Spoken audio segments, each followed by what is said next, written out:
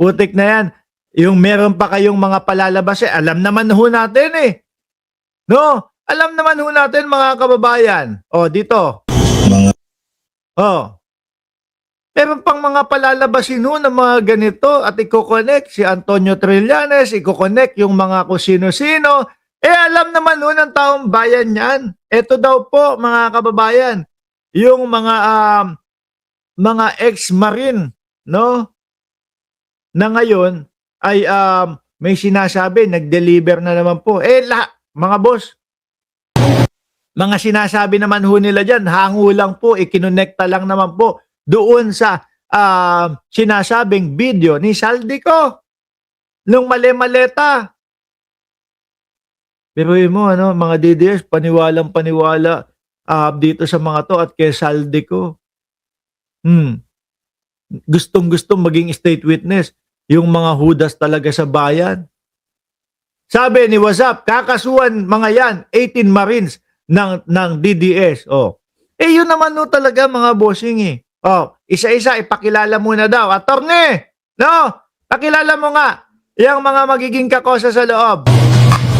Ang isang magiting na Pilipino, si Bernard Tube.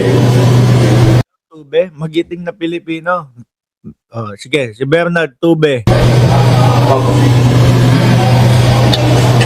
Si Ross, tumatanda na po.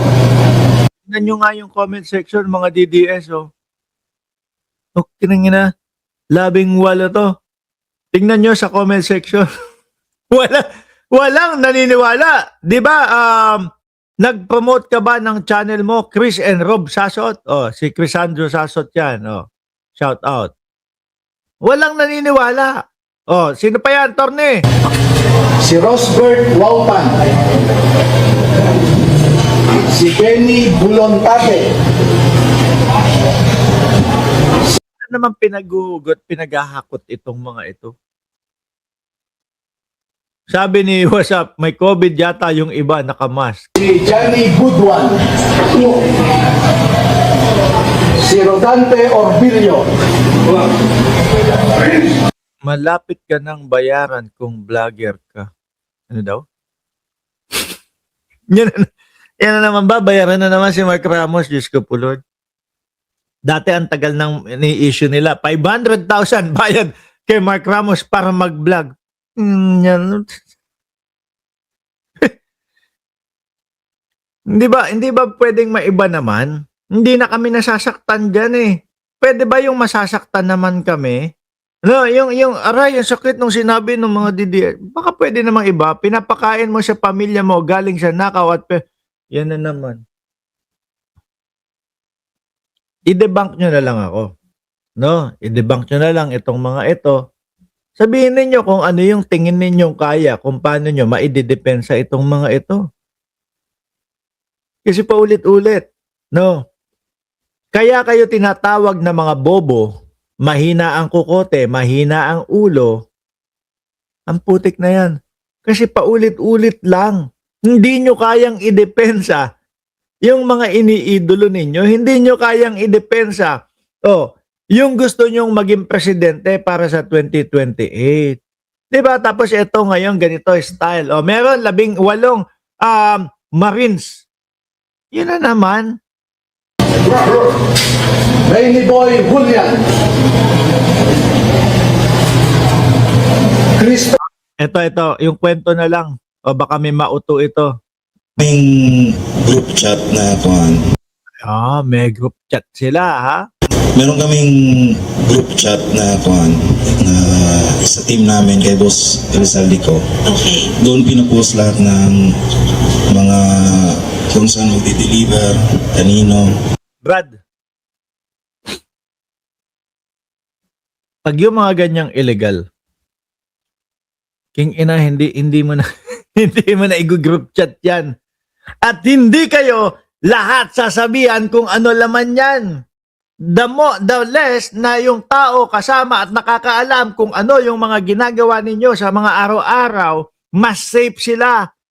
No? At kalimitan dyan, wala lang. Oh, maleta, dalhin niya mga yan. Okay na yon. Ipapaalam sa 18 tao, maghahatid, pera laman yan. Ganito yung pera. Hindi, boss.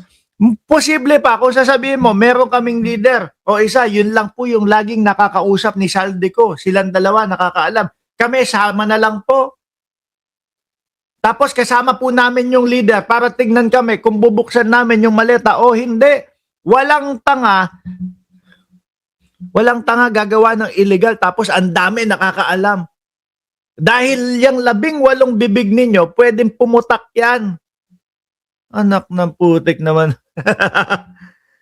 Ay, Diyos ko naman, Diyos ko naman. Halatang halata ho ito mga ito. At kung ilang maleta. Opo.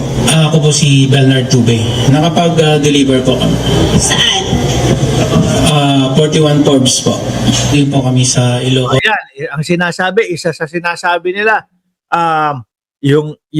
meron sinabi dito, yung sa Paway. Kasama po si Kong Saldi. Ilang maleta po yung naideliver? Kasama pa si Kong Saldi, ha? Tama ba? Pagkakarinig. Ako, kung boss ako ang gagawin ko, eto, ikaw, pinagkakatiwala ko, ikaw na sumama dyan, ha? Kaya mo na yan, no? Siguraduhin mo na hindi nila makikita kung ano ang laman ng maleta. Siguraduhin mo na tayong dalawa lang hanggang sa makarating yan, no? At least may magchuchuman, alam mo, ka-close mo. Eto, 18. Mga alipores. Baka sabihin, pukinginan nyo na. Hindi man lang ako binigyan ng 1,000,000. Ang dami-daming pera i-deliver namin dito, I-ano ko nga, ikalat ko nga ito. Hindi ba pumasok sa ulo ni Saldico yun? Putek, kapag ka nalaman itong mga ito, baka magtampo, bilyon-bilyon. Tapos sweldo nila, saktuhan lang. Sweldo nila, ganun lang. Baka hindi pumayag to nang walang tagi 1,000,000. Sa itsura pa lang ho nitong mga ito, mga boss, wala naman talaga Di ba? Tatahimik yan. Kung ang sinusweldo niya, kada deliver, 1,000,000 sa iyo. Total naman, bilyon-bilyon to. 18 lang naman kayo. 18 milyones. Para, alam niyo yun?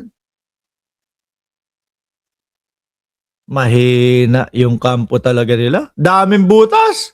Sa Forbes at saka sa Ilocos. Yung sa Ilocos po ay sa 5 maleta po. Para maklaro lang, no? Nag-deliver sila sa Ilocos. Sige. Ikaw na, attorney. Kaya mo yan. Baka madulas pa. Baka mag-ala-ano pa yan. Baka mag-ala gutesa pa yan. Okay, sa bahay mismo. Sa Paway. Sa bahay ni BBM. Oo. At saka may mga katibayan naman. Nasaan? Labasan. Di ba? Sabi ni WhatsApp, aaksyonan ng NBI yan. Yari ang mga yan. At eto pa ho. Nadamay, dinamay. Alam niyo naman di ba?